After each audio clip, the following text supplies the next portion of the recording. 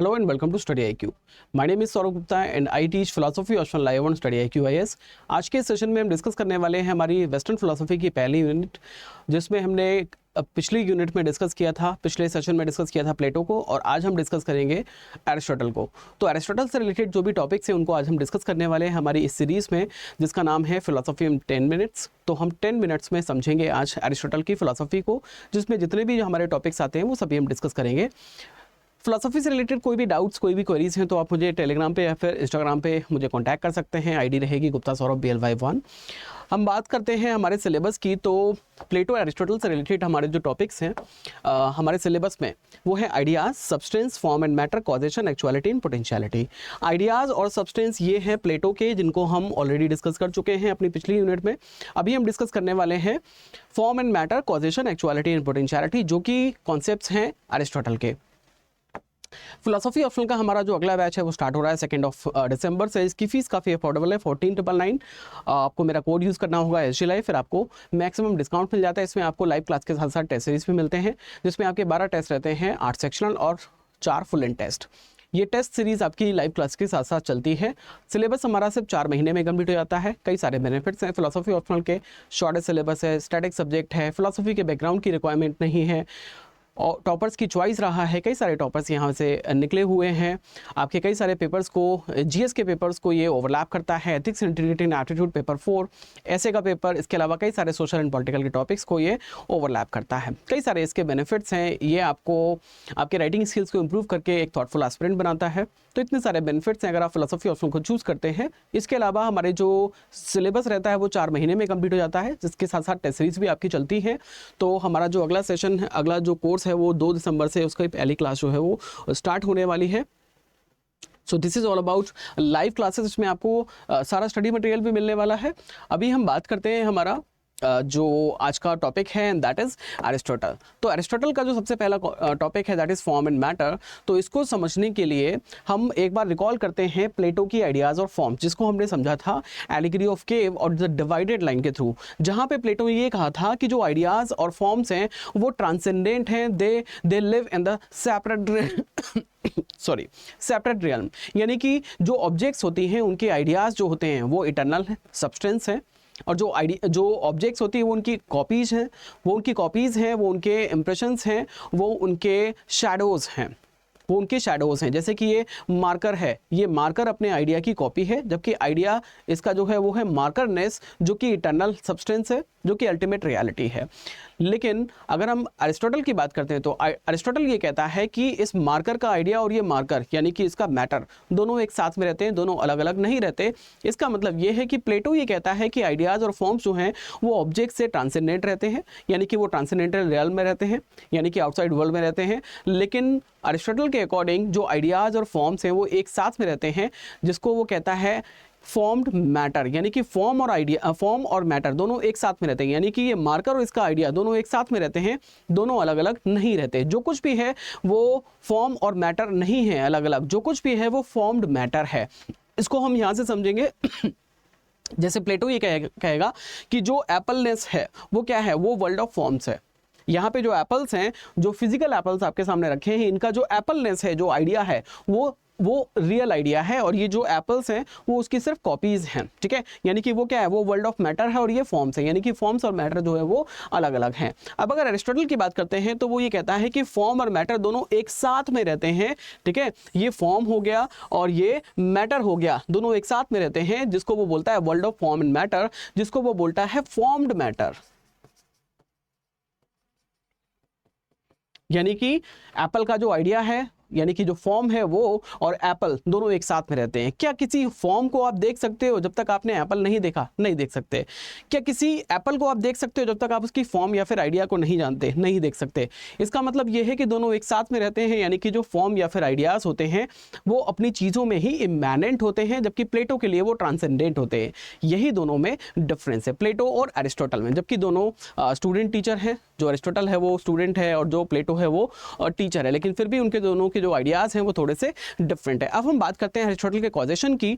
वो ये कहता है कि we have to understand this world in reference of the causal theory, हमें ये समझना पड़ता है कि इस वर्ल्ड में जो कुछ भी रियलिटी है, जो सब्सटेंस है, उसको समझने के लिए हमें कॉजेशन को समझना पड़ेगा, हमें अल्टीमेट कॉजेस को समझना पड़ेगा, उनके रिलेशंस को समझना पड़ेगा, जो ऑब्जेक्ट्स हैं उनके कॉजेस से उनका क्या रिलेशन है इसको समझना पड़ेगा।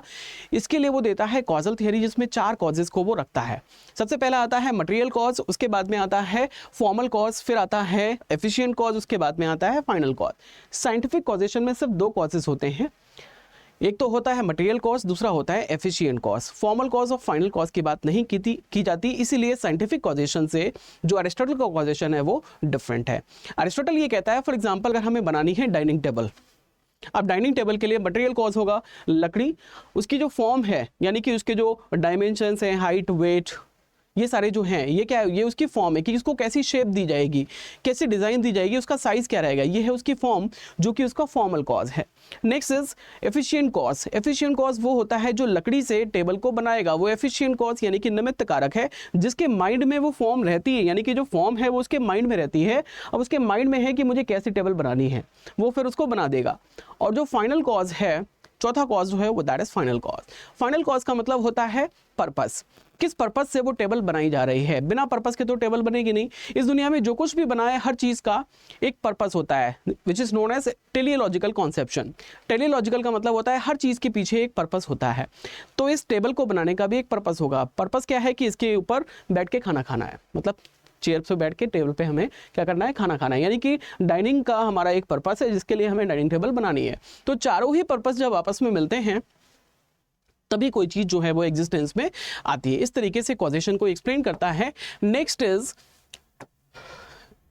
God the prime mover. अब वो ये कहता है कि जो चीज़ें बनती हैं उनको तो हम बनाते हैं, तो हम उनके कौन हो गए। जैसे हमने ये मार्कर बनाया तो हम एफिशिएंट कॉज है, जिस मैटर से बनी है वो इसका मटेरियल कॉज है, जिस रीजन से बनी है वो उसका फाइनल कॉज है, और जैसी इसकी शेप और डिज़ाइन है वो उसका फॉर्मल कॉज है। अब अगर बात करते हैं इस वर्ल्ड की, इस वर्ल्ड को बनाने वाला कौन है। इस वर्ल्ड को बनाने के लिए भी तो 4 कॉजेस चाहिए। वो कौन है, वो एक प्राइम मूवर है। अगर इस वर्ल्ड का कोई एफिशिएंट कॉज है जिसके माइंड में वो फॉर्म रहती है कि ये वर्ल्ड कैसा होगा, तो वो जो एफिशिएंट कॉज होगा वो कौन होगा। उसके लिए जो अरिस्टोटल है वो ये कहता है कि वो जो एफिशिएंट कॉज है वो है गॉड। वो गॉड को प्राइम मूवर बोलता है। वो ये कहता है कि यहाँ पे हर चीज़ में अगर कॉजेशन चल रहा है, यानी कि हर चीज़ किसी न किसी चीज़ को कॉज करती है, इसका मतलब ये है कि यहाँ पे एक मूवमेंट है। बिना मूवमेंट के कोई भी नई चीज़ नहीं बन सकती, क्योंकि हर चीज़ अपनी पुरानी फॉर्म को छोड़ के नई फॉर्म को लेती है, यानी कि एक मूवमेंट हुआ है। पुरानी फॉर्म से नई फॉर्म में उसने क्या किया है, मूव किया है। वो मूवमेंट कहाँ से आता है, एक चीज़ दूसरी चीज़ को मूव करती है, दूसरी चीज़ तीसरी चीज़ को मूव करती है, तीसरी चीज़ चौथी चीज़ को मूव करती है। तो फिर वो सोर्स क्या है जहाँ से सबसे पहले प्राइमरी जो मूवमेंट है वो कौन ओरिजिनेट करता है। सबसे पहला कॉज क्या है जहां से ये मूवमेंट ओरिजिनेट होता है। वो ये कहता है कि वो है गॉड, जिसको वो प्राइम मूवर बोलता है। उसको वो बोलता है teleological conception of God. Teleological इसलिए क्योंकि गॉड के माइंड में वो पर्पस है जिससे वो वर्ल्ड को बनाता है। यानी कि वर्ल्ड को बनाने के पीछे 4 चीजें चाहिए। एक तो मैटर चाहिए जैसे वर्ल्ड को बनाया गया है, फॉर्म चाहिए जो उसके माइंड में है, ठीक है। इसके अलावा एफिशिएंट कॉज तो वो खुद ही है।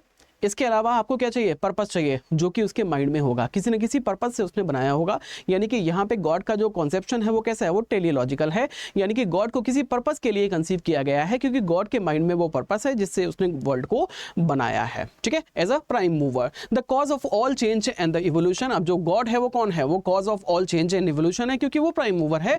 और लेकिन वो कभी भी चेंज नहीं होता। वो क्या है, वो अनकॉज कॉज है। वो सारी चीजों में चेंज लेके आता है, वो चेंज नहीं होता। First cause of the universe, यानी कि वो कौन है, वो प्राइम मूवर है। Cause of motion still moves, still unmoved mover.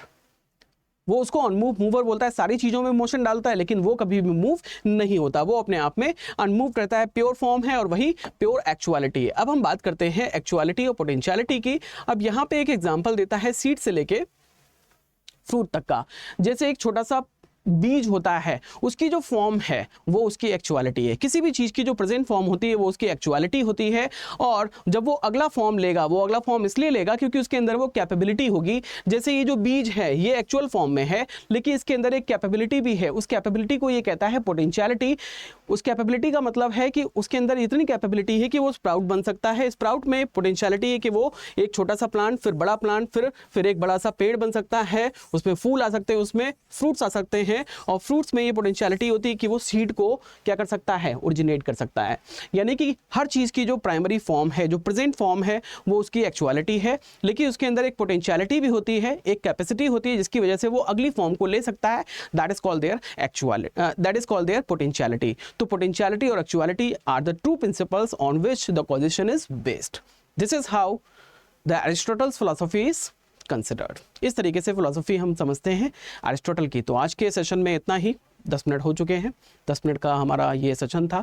तो आज के सेशन में इतना ही। अगले हम सेशन में डिस्कस करने वाले हैं डेकार्ट्स की फिलॉसफी, क्योंकि अगली यूनिट है हमारी रैशनलिज्म की। ठीक है, चले तो फिर आज के इस सेशन में इतना ही। Thank you so much for joining this class. Have a good day, good luck, stay tuned to study IQ। Bye bye.